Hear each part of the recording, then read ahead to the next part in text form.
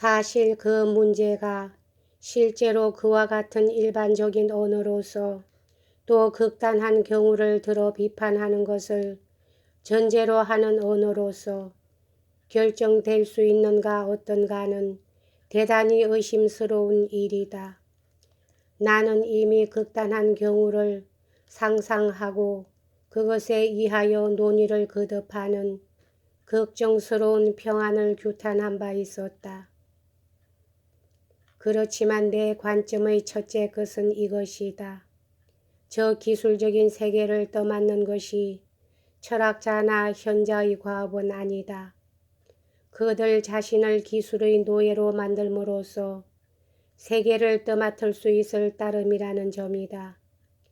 꽁트나 르낭을 어떤 의미에선 적어도 르낭만을 왕으로 유혹한 철학자의 이상은 터무니없는 것이고 또한 그와 같은 철학자의 이상은 우리의 유혹에 샘하여야 하는 것이다.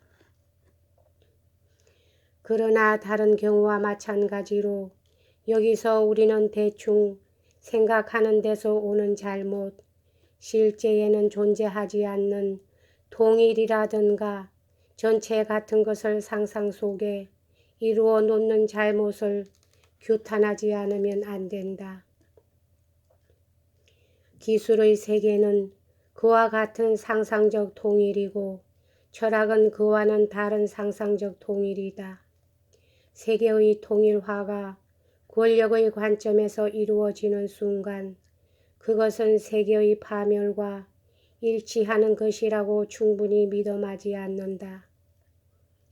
만일 단순한 말의 유혹에 빠지지 않는다면 그와 같은 물질적 통일화란 마음과 정신의 이른바 정신적 중요성을 가진 유일한 통일과는 아무런 관련도 없다는 것은 명약관화한 일이다.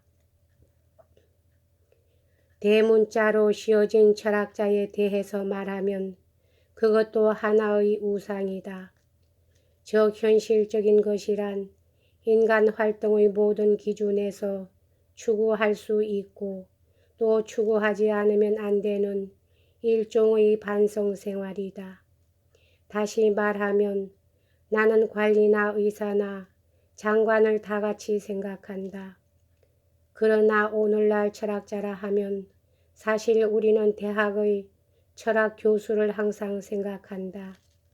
그러나 유감스럽게도 우리가 논의를 거듭하면서 이미 보아온 대로 오늘날 철학 교수란 있을 수 있는 최대의 유혹에 빠지고 만다. 예를 들면 훌륭한 지성을 가진 젊은 철학자가 바젤에서 최근에 나에게 한 말을 생각한다. 그 젊은 철학자는 내가 바로 오늘날 세계에 있어서의 철학자의 임무에 대하여 공개적으로 피력한 나의 관점을 깊은 예의와 신중한 태도로서 비판하여 말하였다.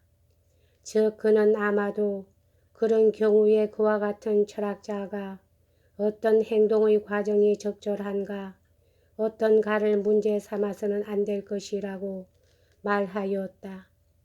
이와 같은 주장은 절대 명사로서 표시해야만 한다는 철학자가 있다면 그는 동시에 구체적인 문제에 적절하게 공헌하는 자격을 전적으로 빼앗겨 버리리라는 것을 그 젊은 철학자는 몰랐던 것이다.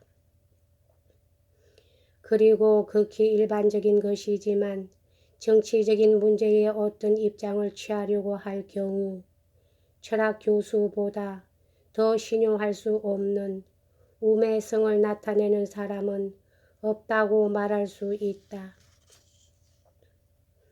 알렌 같은 철학자에게서 우리는 경솔한 한 기풍을 인정하는데 내 생각으로는 그들은 의사, 건축가, 기술자와는 달리 주로 언어와 관념에만 접촉하고 사물과는 거의 접촉이 없다는 간단한 사실로 극히 명확하게 그것이 설명되어진다. 걷는 방식조차 모르고 그 일에 대해서는 오히려 걷는 것을 경멸하는 그런 사람에게는 사람이 난다는 환상은 우울한 환상일 뿐이다. 그런데 오늘날의 우리 세계는 자기의 안락의자에서 떠나 있지 않는데도 날고 있다고 믿는 사람의 경우와 같이 이루어져 있다.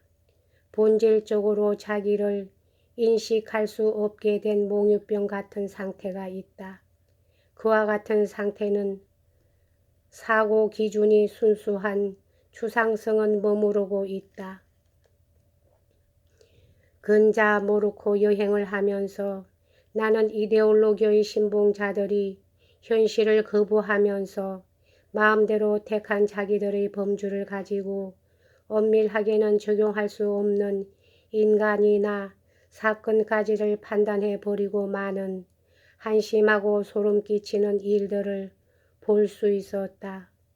비극적인 것이란 그와 같은 추상성이 실제적인 효력을 가지고 있지 않는 것이고 거의 무한한 혼란의 가능성이 그 속에 잠재해 있는 것이다. 따라서 나는 처음에 이야기한 것과 마찬가지로 다음과 같이 결론 짓겠다. 즉 추상정신을 여지없이 끈기 있게 규탄함으로써만 철학자는 인간 자신에게서 인간을 구출할 수 있다. 보나마나 철학자는 보수주의로, 반동분자로, 심지어는 파시즘 신봉자로서 철학자의 임무는 파시즘을 민주주의의 암으로서 규탄하는 데 있다고 자신은 알고 있는데도 불구하고 비난받게 될 것이다. 그러나 그러면 어떻단 말인가? 그와 같은 힐책은 기껏해야 대중을 흉내내는 자들이다. 그러나 대중 자체는 거짓이고 철학자가 정인으로 서야 하는 것은 대중과 맞서서 보편을 옹호하는 점이라는 것을 철학자 자신은 알고 있다. 여기까지 하겠습니다.